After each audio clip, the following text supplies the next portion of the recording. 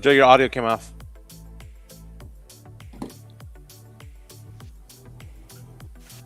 Yeah,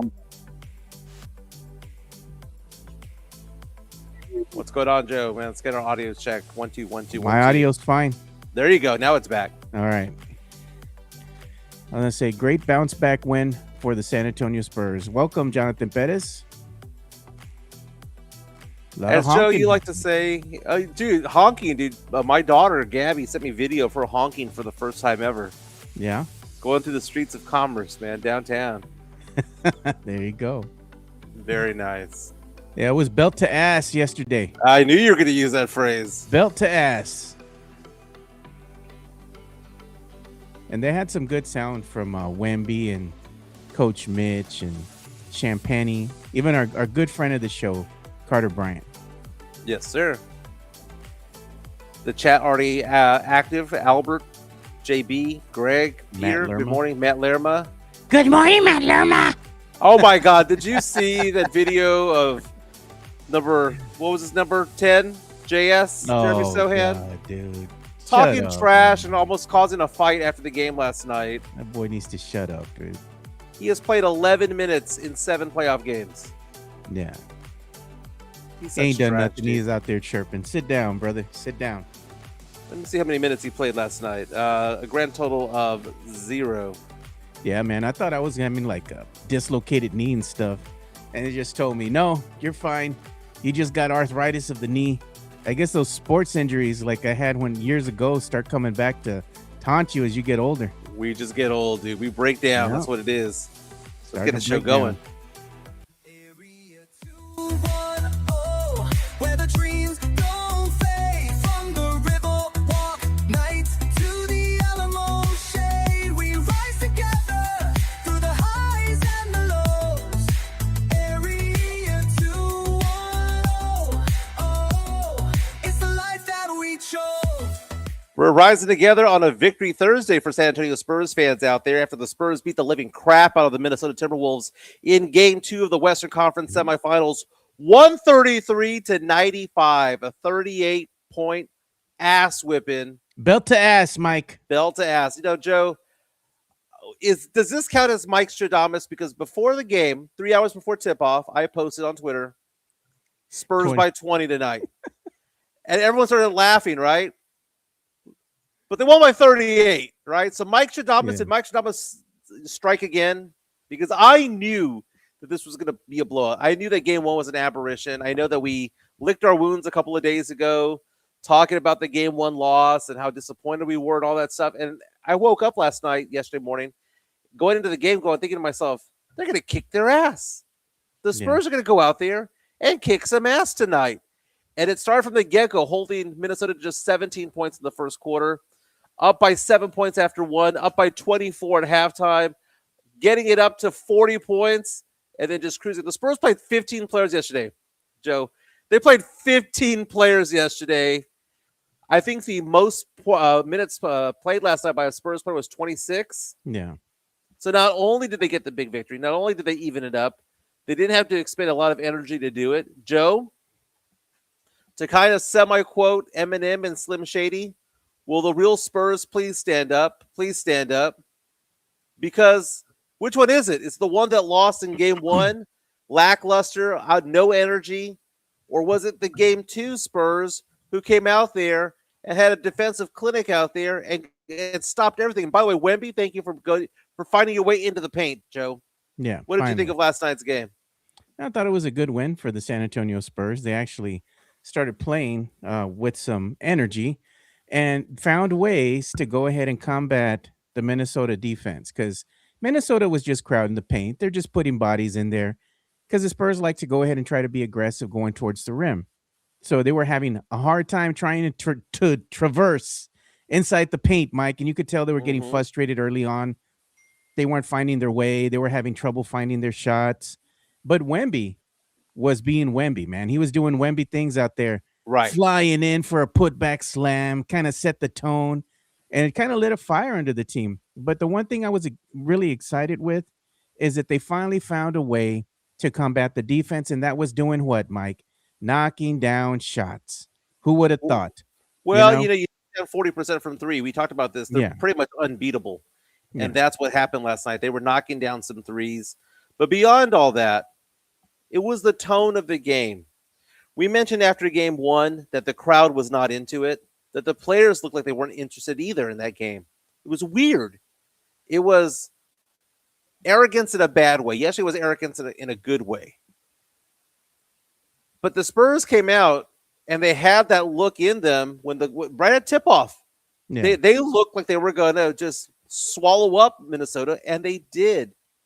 And the thing is, I told you this before game one, if Minnesota's going to win the series, they got to win twice in San Antonio because the Spurs are going to win one game out of three over there at the very least. Yeah. And now the confidence level's back up for Spurs fans. Now we kind of feel like we can breathe, and we know that we can do that because one thing Minnesota can't do is what the Spurs did last night. Minnesota cannot beat the Spurs by 38. Minnesota can't beat the Spurs by 20. But the Spurs can do it to them. And that shows which one's the better team. But now it's basically a best of five now, with Minnesota having home court advantage at this point as we go back to Minnesota with a game tomorrow night. What network? I think it's Amazon, right? Yeah, Prime. We'll figure it out. But the thing is, man, they went back to what should have been the basics. They had Wemby play down low. Wemby was attacking the basket. He was doing spin moves down low. He wasn't relying on the three-point shot. You had Harper, dude. Harper's the truth, man. Harper just slicing and dicing his way into the lane. I was getting kind of irritated by Castle in the first quarter, but he kind of cleaned things up down the way. Do not repeat what I said, Joe, on our group chat. No, that's just private. Saying, he gets sloppy, dude. In the beginning, he was sloppy, man. No, what I said in the group chat, and this is what I don't like, is that I kind of feel like Castle's trying to be a wannabe SGA. SGA free throw merchant trying to draw fouls. It disappoints me whenever I see Castle put his arm underneath somebody else and try to draw a foul, and he's trying to fake a foul. Again, we talk about the Spurs playing ethical basketball. They talked about playing ethical basketball. Then why is Castle trying to turn it into James Harden? Why is Castle trying to turn it into SGA, where he's trying to trick the officials as opposed to playing the damn game? And I don't like that trajectory that Castle's going in when it comes to that, because he's becoming arrogant in a bad way. He did play better in the second, third, and fourth quarter, but you and I were going back and forth on text, and I was like, dude, why is he turning into this guy? I don't get it. And he's sitting there trying to get the crowd all involved, crowd all angry. Refs, you suck. Refs, you suck. And it's like, no, man, the refs don't suck. Castle's trying to draw a foul by faking it. No, the Spurs played a lot better yesterday. The other stupid move that Castle did was for no reason getting a foul called on him. Kind of like grabbing ass, kind of tugging, waiting for the ball, to be inbounded, or was it tipped or something like that?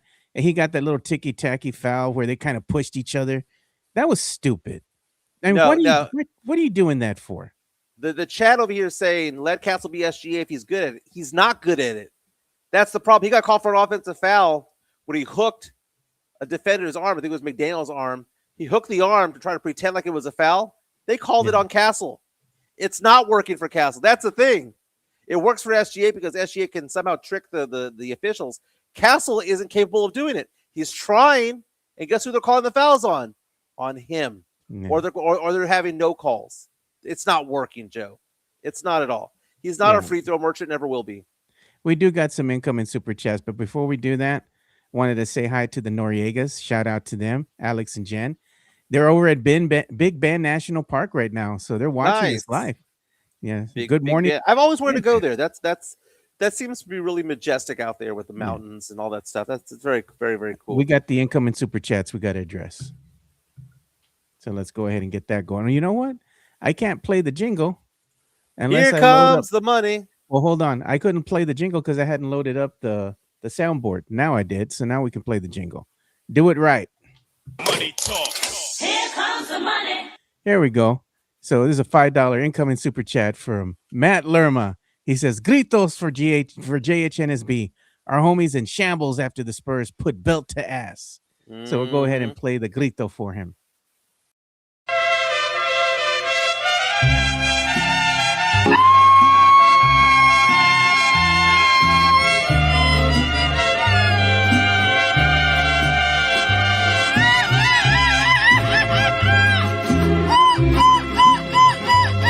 presumir, a mis amigos les conté que en el amor. You know what else they're gonna get, Mike? They're gonna get Yeah. the little burnout here, the little celebration by the alien and the lowrider. Let's see it.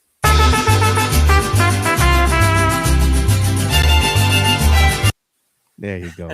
Texas Latina asking the question, did all those doubters take a Xanax before the game? We had the anxiety. Of course we did. But you know what it was, Joe? I looked before yesterday's game and I thought to myself, this is the better team. Yeah. This is the better team. And by the way, I did get a DM yesterday from our good friend, Minnesota Pledger, yesterday.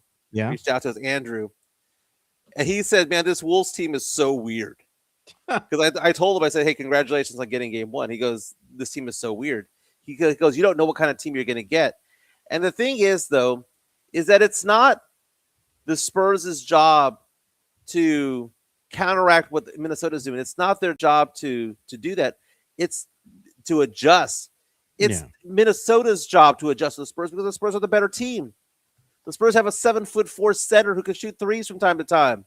The Spurs have a second All-Star, De'Aaron Fox. They have Harper. They have Castle. Champagne, a great shooter. The Spurs don't need to make any adjustments. They should impose their will and have other teams adjust to them, and that's what happened yesterday. The Spurs imposed their will, and I'm not going to take any of this crap about, oh, well, Minnesota was just happy for the split.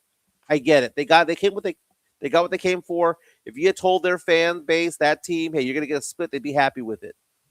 But at the end of the day, you can't tell me that doubt doesn't creep in after losing by 38 points. Yeah. At the end of the day, the confidence level of the Spurs, which was sky high yesterday, you see the difference with this team when there's sky high confidence compared to when they're just struggling. And now they get to go to Minnesota, and we're now going to see exactly what is up with this series, man, because game 3 is really, really pivotal. 3 and 5 are really, really pivotal. Joe, I haven't seen the spread, but do you want to guess what it is? I'd say at least 13. Favored by who? Spurs. But I don't think the Spurs can be favored by 13 on the road. I'm going to guess 8. that the Spurs are favored by 3 on the road. I don't know. I'm going to say 3. So here we go. 3.5. Okay. Pretty close. Spurs are favored by 3.5 on the road. The over has moved to 215, has moved up to 215. So they believe the Spurs are going to win 114 to 111. Yeah. That's what Vegas. And we do got a incoming super chat. We got to address another one. Money talks. Here comes the money. And this is by Sam Salinas. And Sam Salinas is overacting to a win. Great win.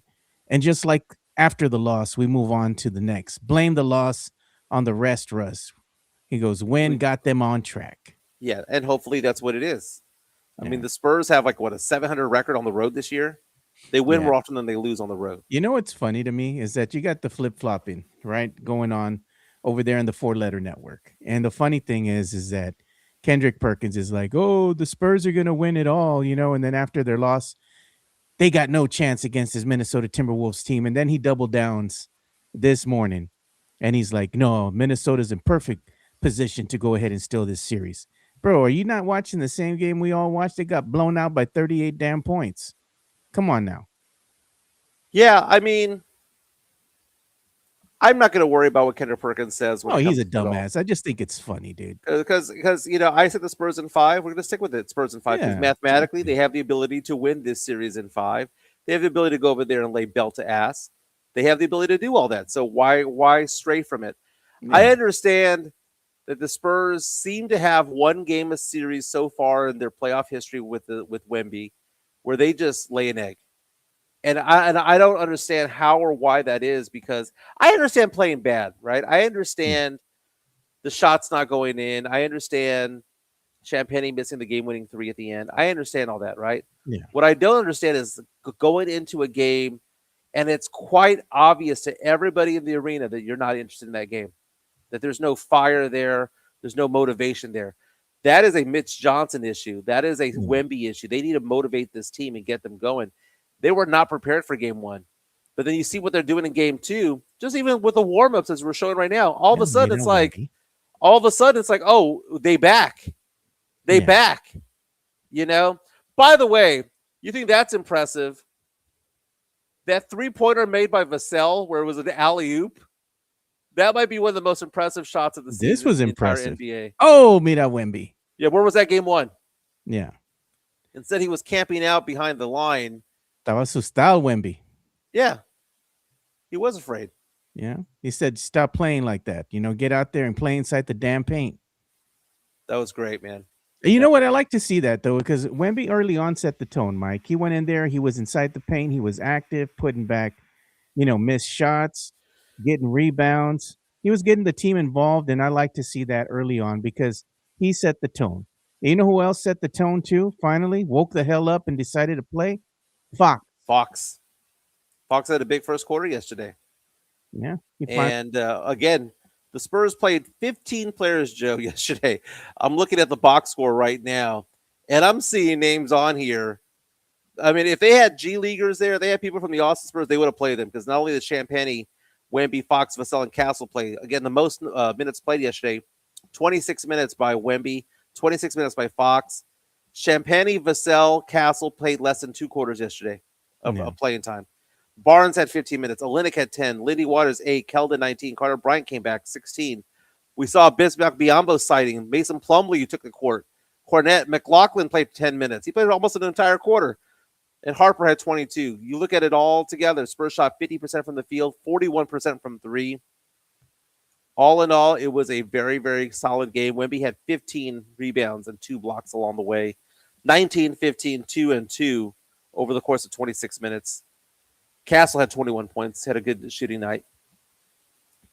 Things went well for the Spurs, man. Things went well for the Spurs, and now they're not in the driver's seat right now. I'm not going to say that. But I think yesterday's game can bring back the confidence of we're going to win at least one game back over there, and we're going to steal the home court advantage back.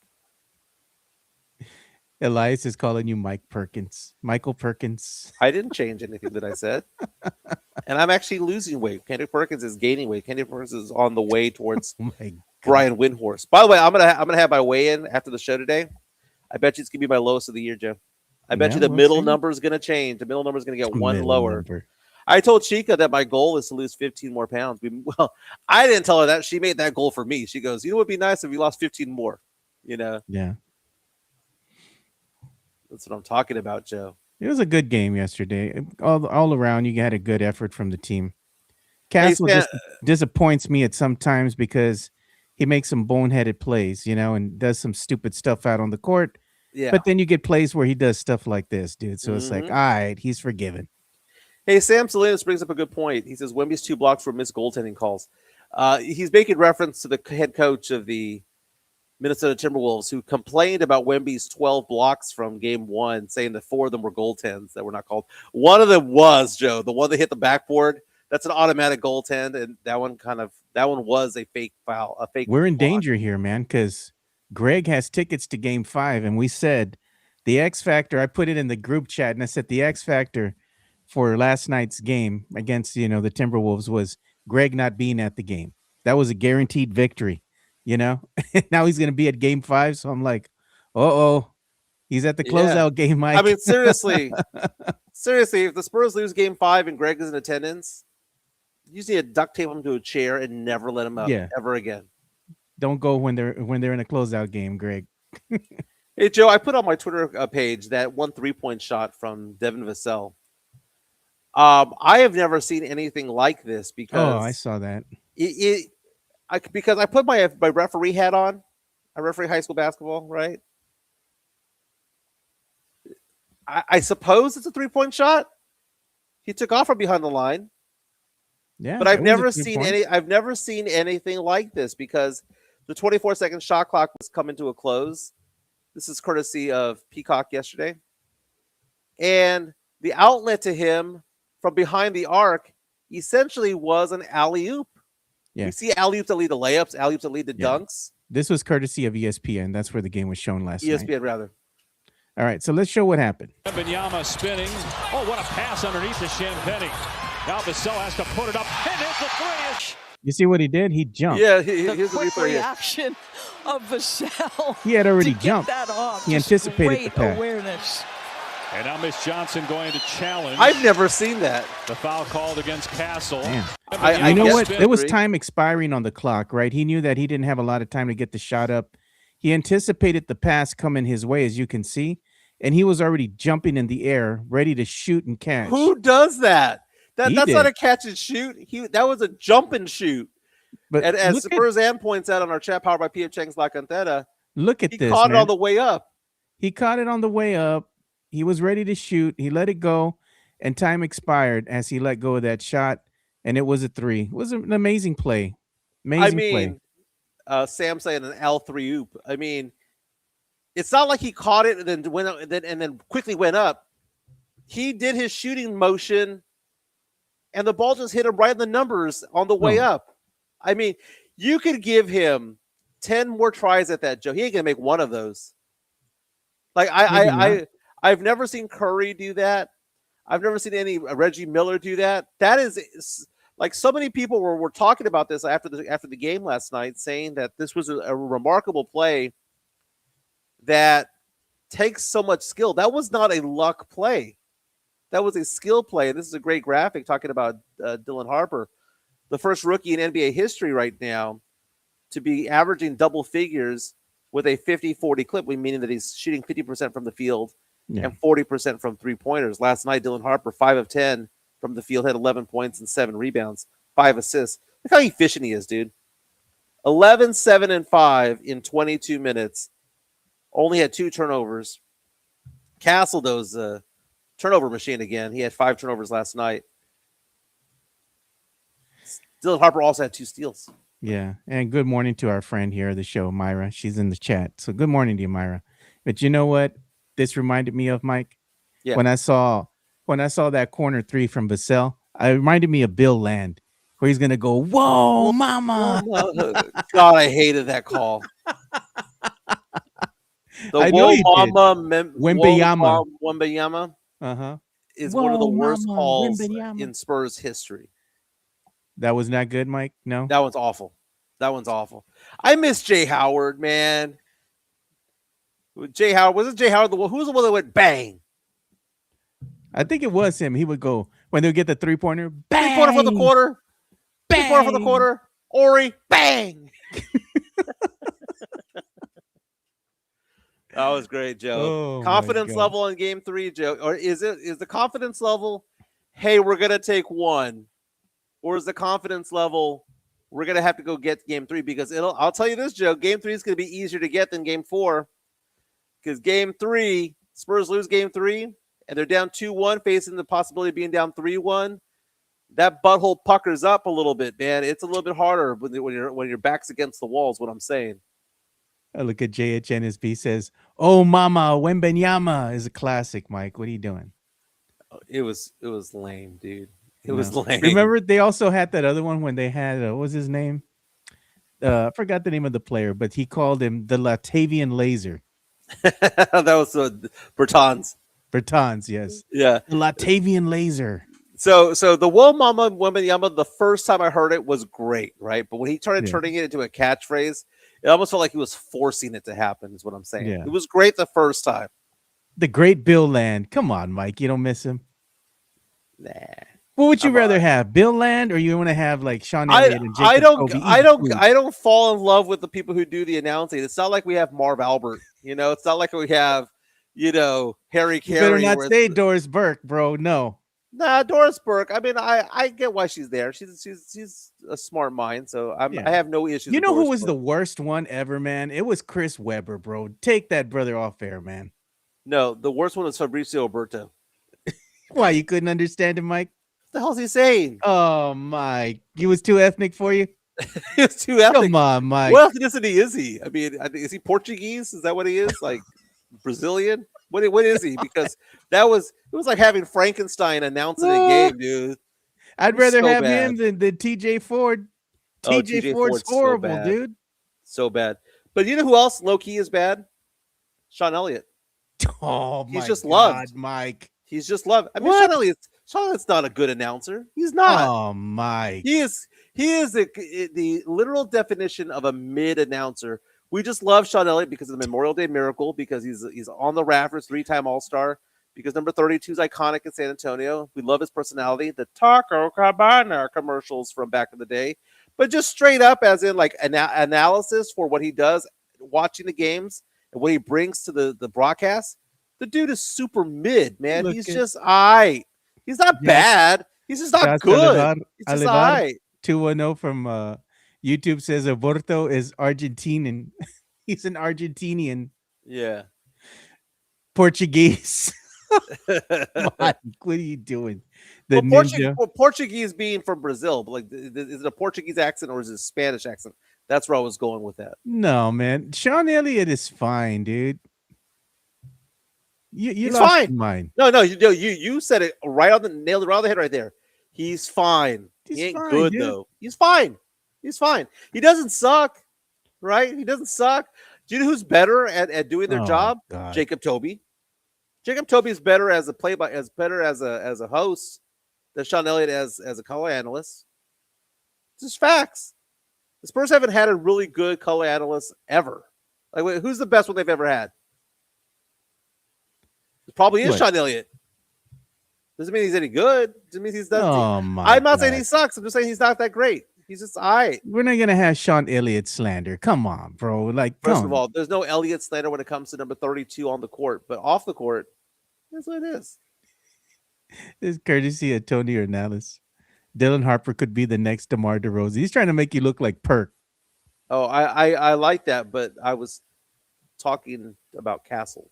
No, I know that. He's just sending this in the media share. I'm just sharing it with you. Real Bobby February. Give this guy a Snickers. Josh Avalar bringing up the point that Matt Avalar was good. I mean, was bringing up the fact that Matt Bonner was good. That actually, you know what? Matt Bonner might actually have been our best color analyst in Spurs broadcasting history. I mean, Jacob Toby does a really good job. I like the youth. I like the attitude that he brings. Did a hell of a job doing the national anthem. But the Spurs, if the Spurs lose the Toby Sean Elliott connection there, let's not like lower the flags to half mast, dude. Let's just not do that. My I watch the game to watch the players play. I don't watch them to watch Toby and Elliott start of the third quarter.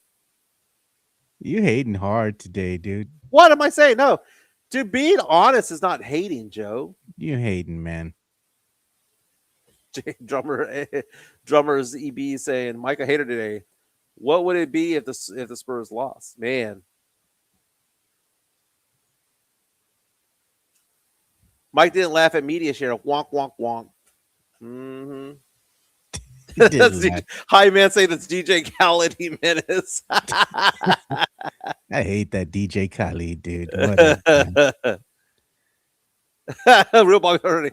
Mike, be honest, you and Chica are fighting, huh? Just joking. No, we're actually. I mean, if you look right in front of me, I've got busy. boxes and boxes and boxes. Yeah. Ready to go, Joe. So they moved up our close date. We were supposed to close on May 18th.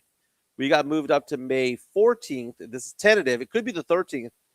So now we're kind of like in flux when it comes to it all. Now we got to hire the movers because we got to know the exact date because I ain't carrying crap, man. I'm carrying boxes and unloading. I'm not carrying this pool table. That pool table is heavy. Oh, hell no. We ain't carrying no pool table, bro. Look at Mike, a different person with those glasses on. No, you know what, dude? That's true. And you know what? We got another incoming super chat. Money talk. Here comes the money. And this one's from Midtown, Texas. Thank you for the $4.99 super chat. Mike on some super hater stuff this morning. For Why am I real, dude. hating? I don't understand. Well, what am I saying that's hateful? You're over here sending Like, like we're you're talking just- about Jay Howard. We're talking about Jay Howard. Jay you're Howard was talking bad about Sean Elliott being a commentator, dude. He's fine, dude. Jay Howard was an incredible announcer for the Spurs. He was like top So was tier. Bill Schoening, the great Bill Schoening. Bill Schoening for many years was too. I agree with you on that. Bill Land. Whoa, I, whoa, mama, Wembenyama. the Spurs have never had bad announcers, is what I'm saying. But the Spurs have never had like really like top Oh. tier good ones, like on the TV side of it all. And right on cue. As you Bonner talked was about. fine. Bonner was fine. There he is. He was in attendance in yesterday's game. Bill Land and Sean No, Elliott. Sean Elliott. There he is. I know, sitting next to Jacob Toby. Where's Look my who mic? else was at the game? Mario Ellie.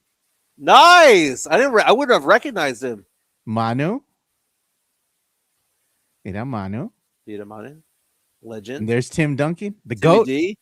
Happy belated 50th to Timmy D. Talking bad about Sean. He's at the game yesterday, Mike. Come on. So was Mario Ellie. You rather have Mario Ellie? Damn. You know, the Josh bringing up Matt Bonner being a really good announcer was actually Low pretty key, good. he was, man. He was. He really was. You know, they made it work though too, because I believe he was over in Toronto when he was still doing color commentary for the Spurs after the games and before the games, and they made that work for a time. But then they went ahead and had to part ways because I believe he's doing that color commentary now for another team. Oh, we got a incoming super chat, Here comes the money. and it says Mike killing my Spurs blowout buzz. Hey, man, sorry for being actual and factual, but it is what it is, Joe. Did you see A-Rod at the game yesterday? A-Rod was at both games, right? Game 1 and game 2. The reason why is that he's a majority owner, right, in the Timberwolves. So doesn't have to be there, but he likes to be involved with the team. So he made his appearance there for both games. And they showed him again on the sidelines there, sitting down, watching his team. He was hoping there was going to be another upset win, but instead he was privy to seeing the Spurs put the belt to ass to the Timberwolves. We got another incoming super chat. Here comes the money. And this one's from Sam Salinas. There you go, $4.99. Is Mike not happy today because he woke up with only a partial and wished to make more money? No, man, Morning Glory was there, dude. I'm sorry. Oh. Sorry to disappoint. That's so funny. All right, but let's go back to last night's game, Joe. Last night's game was big for the Spurs to win by 38. I said the Spurs would win by 20. I was wrong. They doubled it up almost and won by 38. Now it's on to game 3. That Minnesota crowd's pretty good, man. That atmosphere that they had over there for when they knocked out the Denver Nuggets was pretty good. It's a pretty good mix there. You saw Ayo come back and played for them yesterday. Limited minutes. Anthony Edwards still coming off the bench right now. Kyle Anderson came back yesterday. So they're getting healthier, as you like to say with Rocky references. They're getting stronger. But they came with what? Oh, by the way, the raid signs. That was great. Was it? That was great, Mike. You're gonna be hating on this too. Come on, man. That was genius right there. That was genius. What was genius was the chipped tooth the other day. Yeah, look at Ant. He liked that. They got the raid. They're pointing at him. Look at it, Ant-Man. He's got it. He's clapping, dude. He liked it. You see him? That was your friends. Those are the jackals, the ones you show your belly to. That was kind of lame. That was kind of lame. Come on. That was good. That was genius. And look at what Anthony Edwards had to say after the game. Look at this, Mike. He said, I told the guys after the first game, the natural tendencies for teams that steal the first game, the away team, they get blown out in game 2. So we can't come out cool, and we can't come out cool. And he goes, and what happened? We got blew out. My mama used to tell me, a hard head makes a soft ass. In other words, being hard-headed, Yeah. And maybe some of the players were happy with the split. But the Spurs did what they had to do. The Spurs couldn't have lost that game and thought about winning the series. They had to win that game. It was a must-win game for the Spurs. And now it's a must-win game for both teams going into 3. Look at that beautiful sight, Mike. People celebrating downtown, honking. Including my daughter who lives off the Riverwalk there near the Pearl, got in her car. She was texting me. She was like, Dad, do I go honking? I've never done this before. Yes. So she and her coworkers went honking up and down Commerce downtown. It's great. The answer is always yes. The answer is yes. Just And don't they get out of say, the car. Should I go honking? Yes. Just don't And look get out what of else the car. they had. This is courtesy of Carolina Teague, our friend. They had them performing, Como La Flor by Salinas. This is too ethnic for you, Mike. You would have rolled your eyes. A little bit. You would have rolled your eyes and been like, oh, God, look at what we're listening to. And this is a good video. This is by Jeff Garcia. And look at this was down Military, I believe. That's pretty cool, man. The sights and sounds of San Anto. You see that? We from the Riverwalk. You know what? They should be playing the theme song to the Area 210 podcast. Is what they should be doing. But either way, man, it's good to see stuff like this happening again. You know, the city's awake. It's alive. The peoples are downtown, dude. And they're at Military Drive. They're all honking, dude. This is celebration time. I like it. Yeah. No. That's one thing that I'll never complain about, man. The honking. I've said this before. I'll say it again. The Spurs are the one thing that unites everybody in San Antonio. Rich, poor, north side, west side, east side, south side, inner city, outside the loops, the Alamo Heights, Terrell Hills, Selma, Converse, all of that. It unites the area. And man, I'm supportive of the honking of the horns, and I'm glad the cops are letting it happen, man. They're not trying to enforce anything. They're letting people celebrate out there. Yeah. It's a great thing. Everyone is in a good mood. I know it stops traffic, and I know that people, as you mentioned in the past, Joe, people who are staying at hotels downtown on vacation might be like, "What the hell is going on over here?" Yeah. It used to be for championships, but now they're doing it for every game, and I respect it. I'm okay with it. That's pretty cool, man. And you know what else was neat that I thought was pretty cool, dude? That I was seen on the timeline yesterday on the X. I thought this was cool. I mean, I'm not really, Oh, yeah, the banner? say anything bad about this. I thought this was cool. The banner by the Jackals, them putting that big old banner out there. They're doing their thing. They're having fun. I thought that was cool. I like it. No, it looked good. It did. It looked good. It looked really, really solid. I forgot what the message that it said. It was like something about being together or united or whatever the Yeah. case may be. It was a good message. I don't remember what the message was, but I remember being a positive message. It looked good from the stands, looked good from up top, looked good from the floor. Very, very cool. Game 5, which I believe is Tuesday in San Antonio, if I'm not mistaken. Man, I was offered tickets to, man. I might have to make my way back to the 210 for that, Joe. Maybe. I think To counterbalance Greg being there. Oh God, yeah, man. I'm 49 years old, Joe. I've gone to a Spurs game every year that I've been alive since I was like 4 or 5 years old. I have not been to a Spurs game in San Antonio this year. I've been to 3 games this year, all on the road. I went to one in Miami, one in Dallas, one in Houston. But I've yet to step into the Frost Bank Center this year. So I'm thinking about maybe going to game 5 or a game 7 if that's going to happen. Okay. Sean says he's making breakfast. I bet you anything he's making breakfast for Ariel. Yeah. She's telling him, "Dad, make me breakfast." And there goes. Oh, I know. Making breakfast. Our daughters have us under their thumb, Yeah. dude. I mean, wrapped around Real their talk. finger. Yeah, real talk. My daughter's going to be coming into town next week, so I'm going to take off Friday and spend some time with my baby girls. She probably wants to. Got some breaking news shopping. coming in from the NFL Network. Yeah. Did they finally get Aaron Rodgers? Aaron Rodgers likely to return to the Steelers this year. I saw that. That he's meeting with the Steelers this weekend, but that it's looking likely that he's going to come back and play another season in his 40s for the black and gold. Yeah, black and Pittsburgh yellow, black and Steelers. yellow.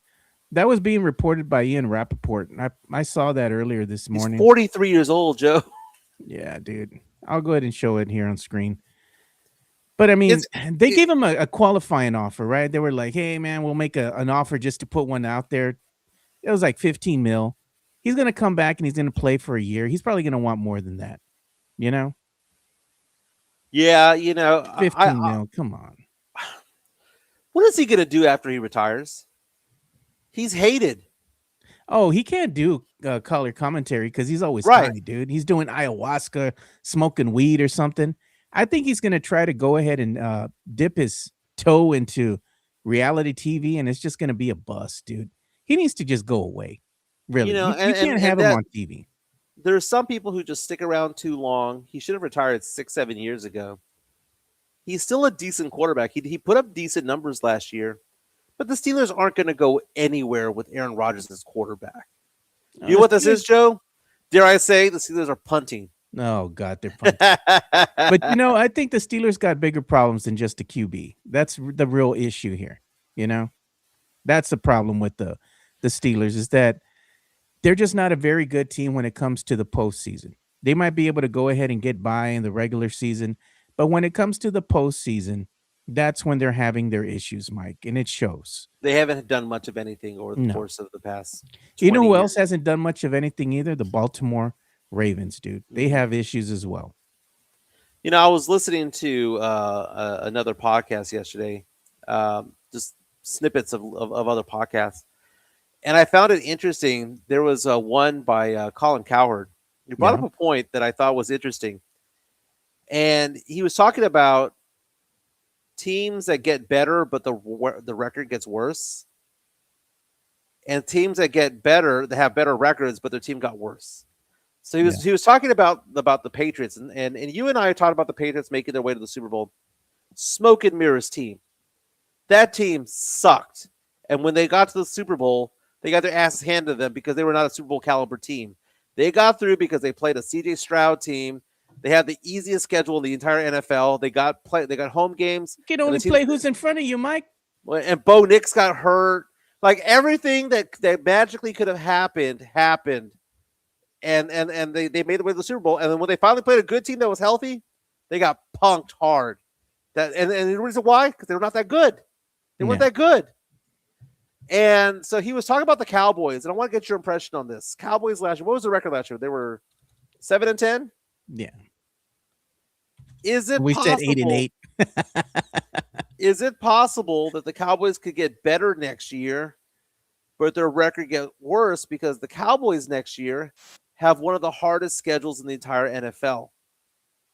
I personally believe the Cowboys are going to be a pretty good team, not next year, but the year after.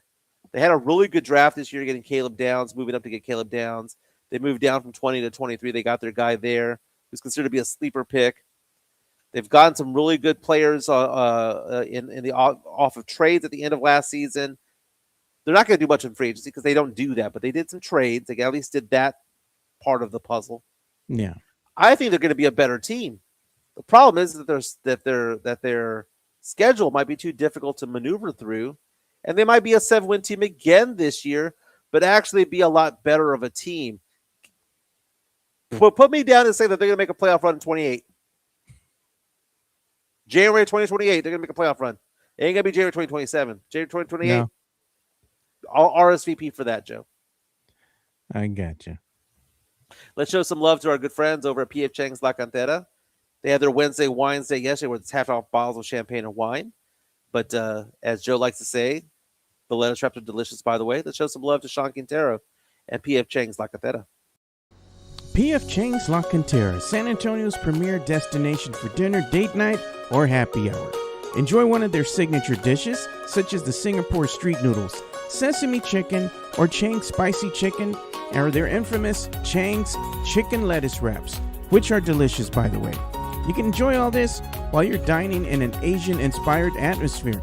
And make sure to enjoy the new outdoor patio and try some of P.F. Chang's signature cocktails and drinks during happy hour, Monday through Friday from 3 to 6 p.m. P.F. Chang's La Cantera is a proud sponsor of the Area 210 podcast.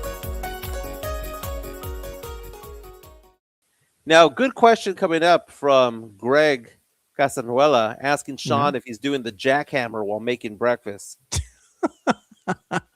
Explain the jackhammer, Joe. Oh my God. So this was a dance that Sean's wife, Michelle, was shown, right? The jackhammer. So it's a funny one. We showed it here on the show, man, one time after a Spurs victory, Michelle doing the jackhammer. It's funny, man. It's one of those little dances she does, but she has to work up to it. So we always tell her, we try to egg her on when we're all together and we're drinking. We're like, do the jackhammer, Michelle. She's like embarrassed. No, not yet. That's what she says, not yet. And then when she's got a couple of drinks, she's feeling good. She's like, I'll do the jackhammer. It's time.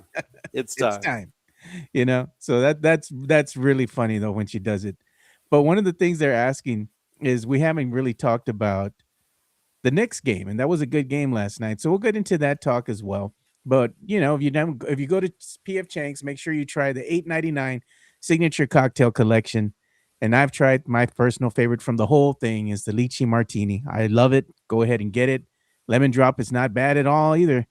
So is the Mai Tai, their version of the mule, and the Long Island iced tea. The Long Island iced tea, man. If you want to get Good stuff. drunk a little bit early, man, there you go. Yeah. So all good stuff, man. Go ahead and try those out. If you go to PF Chang's and Sean's there, tell them the Area 210 sent you. But what's going on with former San Antonio Spur? He who shall not be named, number 10. Going in here chirping at VJ Edgecombe. Congratulating them on a loss. Somebody who played 1 minute yesterday in Jeremy Sochan, who has missed 4 of the last 7 playoff games, has played 0 minutes in 4 of the last 7 games, has played 11 total minutes. Just to give you an idea here, Joe, Jordan McLaughlin for the Spurs last night, who's our 15th guy on the bench, has played more minutes last night than Jeremy Sochan has played in the first and second round combined for the Knicks. Jeremy Sochan is trash. He is basura. He was with the Spurs. He's even more so with the Knicks. He will be out of the NBA next season. Go enjoy Vietnam, the Philippines, or wherever you're going to be playing next because you're not an NBA player. What do you think is going to be? Shanghai Sharks? Dude, Spurs didn't pick him up for a reason. And the Spurs took off when 2 things happened, Joe. But Jeremy Sochan got let go, and when I showed my belly to the Jackals, Joe. It all coincided, man. It all coincided. But, I mean, dude, look at the harmony the Spurs have since he left. What kind of person does that? To chirp when you're not playing. Like he's Kadeem Hardison's character on White Man Can't Jump, right? Yeah. We go in Sizzla. We go. Just shut up, man. And the worst case scenario would be, Joe, is if the Spurs lost to the Knicks in the NBA Finals and Sochan got a ring and we didn't. Yeah. You know what he's going to be doing? He's going to be teammates with Lonnie Walker, dude. Where's he at? Where is Lonnie Walker? He's not even in the NBA. He's overseas somewhere. And what's his name? Gone. So Tony Nonsense, Pop said gone. What do you think about the players after the game saying that Pop was giving them good words of advice after game 1? Saying, I think the quote says something to the effect of, I think it was from Wemby, saying that they were told that when they play well, they're not as good as they thought. Yeah. And when they play poorly, they're not as bad as they think. Yeah, I have that here too, because that was something that Wemby was quoting from Coach, the great Gregory Popovich. So I'll put that up here, and here it is. It's great sound. And it was video that they had of him as well saying this after the game. And let's go ahead and hear what he had to say. I believe this one's courtesy of the NBA, ESPN, after the game. I mean, you said they're trying to keep the same approach, and we're gonna watch film because, as Pop says, it's never when you win, you're never as good as you thought you were, and when you lose, you're never as bad. See, so that's what he was saying. When you win, you're never as good as you thought you were, and when you lose, you're never as bad. Now that's the knowledge that we get from Pop that the Spurs players should get, and as Spurs fans we should respect and like. I don't want Pop coaching this team anymore, and I'm glad that Mitch Johnson is at the helm right now. But Pop can still bring that wisdom, and he still commands respect from those players over there at One Spurs Way. So that was great for that nugget of information, that knowledge to be sent to Wemby and the rest of the players after game 1's loss. You know, Wemby also had a good little quote too right after the game, and they were telling him about the inexperience because that still rears its ugly head from time to time. There's obviously a lot of chatter about their experience versus your inexperience. What does a game like tonight say about that? It says we don't care. Wemby, we don't care. I don't give a damn. You know. That's funny. And Joe, I'm looking. Incoming super chat real quick here. Yeah. This is from Fake Killer. Thank you so much for the incoming super chat. He says he was only with the Spurs because he was a dog, and he's referring to number 10. That was a bad draft pick right there is what that was. That was when Brian Wright was wrong. Brian Wright's right these days, but he was wrong back then. Hey, The Athletic released its poll, anonymous poll of NBA players, asking them who's the most overrated player in the NBA. Most overrated. Who do you think number 1 was? Overrated player? Yeah. It's interesting. SGA.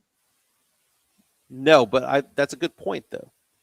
Number 1 was Alperen Şengün, the center for the Houston Rockets. Yeah. The second most over. He had 12.3% of the vote. I'm rounding up and rounding down. 9% of the vote went to Rudy Gobert. Oh God. 9% went to Trae Young. Okay. Yeah. 7% went to Karl Anthony Towns. 5% went to Paulo Banchero and John Morant. 4% Denny Advia, Avija. Scotty Adija. Barnes, Luka Doncic, and Pascal Siakam.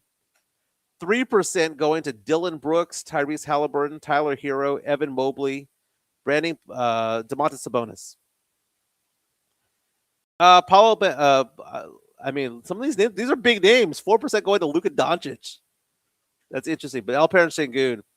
The problem with Şengün is he cannot be the best player on a winning team. He's at best the third option, Joe. Yeah, I could see that happening. He's not the guy. He's part of the pieces that you want to keep, but he's not the guy. Yeah. You know, and the issue with the Rockets is that they have an aging Kevin Durant. You know, he's an aging superstar with the sun setting on his career. How many years does he have left in him? That team hasn't really built themselves around a bona fide star. I think that's what they're kind of missing. They're going to have to do some type of a trade. Can you imagine what if Giannis goes to the Rockets? Right. Wouldn't that change the landscape of the West? It would if they had, well, I mean, just because you have the talent doesn't mean that you have the chemistry. This is true. And there's only one ball to go around. And if they're ball dominant, I mean, there's a reason why Luka Doncic and LeBron James don't work well together. Yeah, they both want the ball. Yeah, they both need the ball. Just the way that they play. They don't play off ball very well. Yeah. So having the big name doesn't mean anything. It doesn't. But the Spurs can make a splash this offseason if they wanted to because they have the tradable piece in De'Aaron Fox. I wanted to show a funny video that happened yesterday. So this was during the Knicks game, right? And the ball got stuck. You know how the ball gets stuck behind the backboard? Mm-hmm. Okay, look, sometimes you just got. And the 76ers are trying to poke it with that little mop that they have to pick up the sweat. And Cat comes over. He's like, give me that damn thing. Because they were there forever, Mike. And look at the crowd outside. The crowd went wild. Game on. Because they were there poking that ball for a long time, and it would not get out from behind the backboard. He's like, you know what? Give me the damn thing. You know what? That reminds me of me and Chica, man. I break things. I'm afraid of breaking things. And she'll be like, just give it to me. She's like, give me that. I wonder what she's gonna do. She's not playing, Mike. I know she's gonna put us to work when I go over there. I wonder what she's gonna have us doing. Well, the fact that we're getting there a weekend earlier than everything is very, very helpful, man. Like I said, we're living in boxes right now. We have very little in the fridge. You know, we're just well, there's no reason to buy food because you're going to be moving. Yeah. So hopefully we're moving into our new house on the 14th, man. Excited. It's our dream house. I mean, it is our dream house. It's very cool. But in order for me to keep my dream house, I've got to make more money. And the way I make more money is by signing clients. Give me a call, 210-508-0369. 210-508-0369. I've been a financial advisor for 21 years, handling investments, insurances, long-term care, disability. Yesterday, I did a very, very elaborate proposal for a military officer who just retired. Yeah. Very elaborate. They posed the question, hey, can we retire at 55? You know, because you get a military pension for 20 years, right? They're in their early 40s, and they're like, hey, we're out of the military now. We were officers. We have this military pension. I want to retire early. Can we make that happen? So I'm there doing the math. And one of the things I told them was be very aware of the fee structures that other financial advisors offer you. Because you look at the statements, and whenever you get an investment statement from a financial advisor, you know, it comes from LPL or it comes from Osaic or Wells Fargo or Edward Jones or whomever, it's just a big blob of information, right? And somewhere in there is the fee structure. Are you being overcharged to be their client? And I was able to dissect that and go, hey, look how much you're being charged for that. And hopefully they become my clients, but I put together a really good proposal for them. and I'm going to present that. I emailed it to him this morning. I'll be presenting that tomorrow. But yeah, be aware not only of making money, but saving money on fees. That's a big deal. Give me a call, 210-508-0369. And let's show some love to our good friends over at Hard Rock Cafe San Antonio, our other ride or die. Yeah. The Hard Rock Cafe San Antonio is Riverwalk dining at its best. With great scenic views, along with its amazing collection of rock memorabilia, there is something for everyone. Enjoy happy hour weekdays from 3 p.m. to 6 p.m.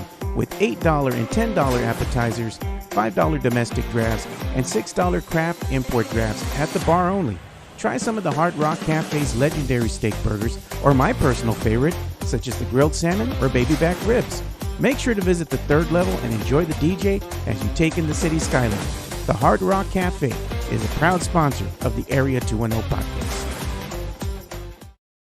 And you can hear the honking from the Hard Rock Cafe San Antonio immediately after Spurs playoff victories because they're right there, right off of the commerce area downtown.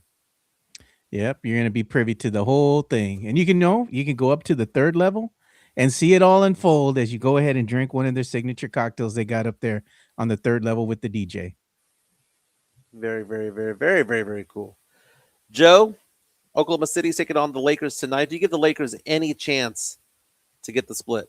No, not at all. The Lakers are going to probably try to put up a valiant effort, but they just don't have the same caliber of team like OKC has as far as the talent level. They have a lot of role players on the Lakers team, but the problem with that is that you have an aging superstar and LeBron James. You don't have no Luka, which that would make a big difference. If you had Luka, I would say maybe they can make things interesting, but with no Luka, there's no firepower. They can't match the intensity that OKC is going to bring from an offensive perspective. It's going to be game over. OKC is going to go up 2-0. That's going to be an 8:30 tip-off on Prime Video. Thunder favored by 15.5 points. That's pretty high, Mike. The early game, though, the 6 o'clock tip-off is the Pistons and the Cavaliers. Pistons trying to get a 2-0 lead over the Cavaliers. Pistons favored by 3.5. This is the game, Joe, where I think the Cavaliers are going to come in and steal. They have to if you're going to make this a series. They have to steal this game. And I like to think that the Cavaliers are actually a better team than the Pistons. They're a deeper team. This is a team that is just low-key, might actually be the best team in the Eastern Conference. Doesn't mean they're going to win the series, but just talent-wise, you look at that roster that Cleveland has, it ain't bad. I mean, we talk about playoff experience all the time. And the experience that you have over there with the Cavaliers is pretty vast, man. Give me the Cavaliers tonight to win this game. They lost 111 to 101 in game one, but look at this this roster of Harden and Mitchell and Mobley and Allen, Schroeder and Strus. They've got some talented players over there who have been through playoff battles. I think that Cleveland takes out this game, and I think Cleveland might actually win the series. Yeah. Look at this. You know how you're always telling me, Mike, how you and Chica are fans of R&B, right? Yeah.